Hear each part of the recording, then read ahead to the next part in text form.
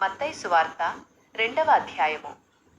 రాజైన హేరోదు దినములలో యూదయ బెత్లెహేములో యేసు పుట్టిన పిమ్మట, ఇదిగో తూర్పు దేశపు జ్ఞానులు యెరూషలేమునకు వచ్చి, యూదుల రాజుగా పుట్టినవాడెక్కడ ఉన్నాడు?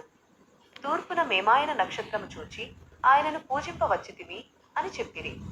హేరోదు రాజు ఈ సంగతి విని ఆయనతో కూడా యెరూషలేము వారందరూ కలవరపడిరి.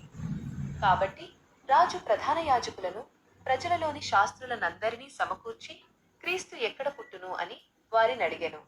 అందుకు వారు, యూదయ బెత్లెహేములోనే. ఏలననగా, యూదయ దేశపు బెత్లెహేమా, నీవు యూదా ప్రధానులలో ఎంత మాత్రమును అల్పమైన దానవు కావు. నా ప్రజలైన ఇశ్రాయేలును పరిపాలించు అధిపతి నీలో నుండి వచ్చును అని ప్రవక్త ద్వారా వ్రాయబడి ఉన్నదని చెప్పిరి. అంతట హేరోదు ఆ జ్ఞానులను రహస్యముగా పిలిపించి ఆ నక్షత్రము కనబడిన సమయాన్ని వారిచేత సరిగ్గా తెలుసుకొనెను.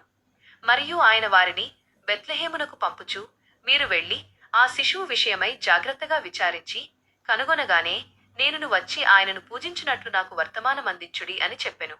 వారు రాజు మాట విని బయలుదేరిపోవుచుండగా, ఇదిగో తూర్పున వారు చూచిన నక్షత్రము ఆ శిశువున్న స్థలమునకు పైన వచ్చి నిలుచు వరకు వారికి ముందుగా నడిచెను. వారు ఆ నక్షత్రమును చూచి అత్యంత ఆనందభరితులైరి. వారు ఆ ఇంటిలోనికి వచ్చి తల్లి అయిన మరియను, ఆ శిశువును చూచి సాష్టాంగపడి ఆయనను పూజించి, తమ పెట్టెలు విప్పి బంగారమును, సాంబ్రాణిని, బోళమును కానుకలుగా ఆయనకు సమర్పించిరి. తరువాత హేరోదునొద్దకు తిరిగి వెళ్ళవద్దని స్వప్నమందు దేవుని చేత హెచ్చరింపబడిన వారై, వారు మరొక మార్గమున తమ దేశమునకు తిరిగి వెళ్ళరి. వారు వెళ్ళిన తరువాత, ఇదిగో ప్రభువు దూత స్వప్నమందు యోసేపునకు ప్రత్యక్షమై, హేరోదు ఆ శిశువును సంహరించుటకు ఆయనను వెతకబోవుచున్నాడు గనక నీవు లేచి ఆ శిశువును ఆయన తల్లిని తోడ్కొని ఐగుప్తునకు పారిపోయి, నేను నీతో చెప్పు వరకు అక్కడనే ఉండుము అని చెప్పెను. అప్పుడు యోసేపు లేచి రాత్రివేళ శిశువును తల్లిని తోడ్కొని ఐగుప్తునకు వెళ్ళి హేరోదు మరణము వరకు అక్కడ ఉండెను.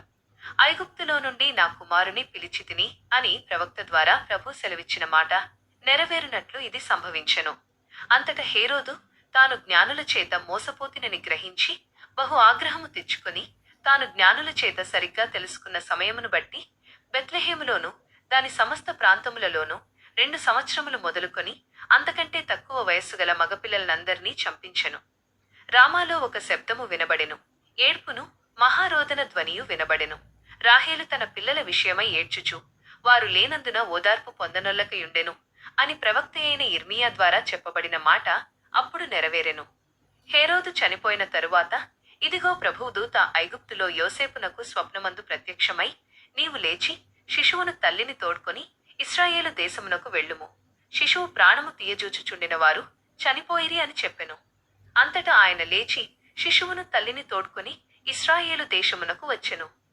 అయితే అర్కెలాయు తన తండ్రి అయిన హేరోదుకు ప్రతిగా యూదయ ఏలుచున్నాడని విని అక్కడికి వెళ్ళుటకు భయపడెను.